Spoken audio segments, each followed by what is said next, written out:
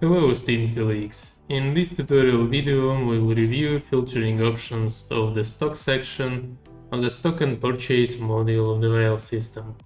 First of all, you will need to access stock section. It can be accessed either from the main page or from the left side menu. All filtering options are located on top. First is a search bar. You can search items in the stock by name, part number, serial number, etc. If you will type something in search bar, cross sign will appear. This sign allows you to clear content from search bar by just one click. Above the list of items you will find 6 checkboxes that allow to apply additional filtering options.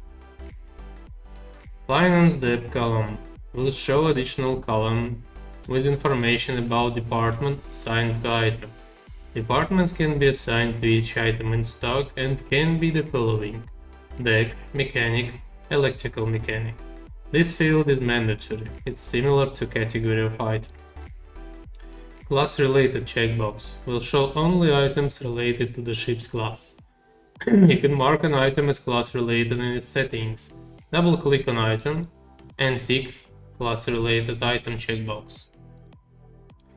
EIAPP related item checkbox works in similar manner as previous. While active, it will show only EIAPP related items.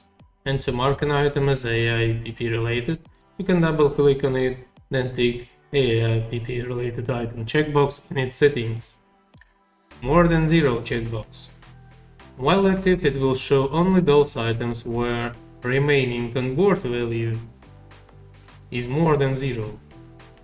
Minimum required checkbox will show only those items where minimum required amount or MRA column is valid. Some items should be always on board or at warehouse in at least minimal amount. You can define this amount in the item settings. Double click on item and enter value in minimum required amount field.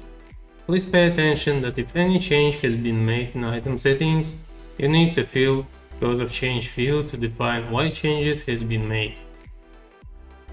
Stock price checkbox, while active, will reveal price and total price columns. Item price is being taken from its settings. You can double click on item, then select unit from drop down list, for example pieces, kilograms, meters, etc., and then enter price per unit value. Please pay attention that filtering also applies to the report printing. Only positions that have left after filtering will be visible in report. That's all about filtering options. Hope this information will be helpful. Subscribe to the channel and stay tuned for upcoming lessons. Thanks for watching.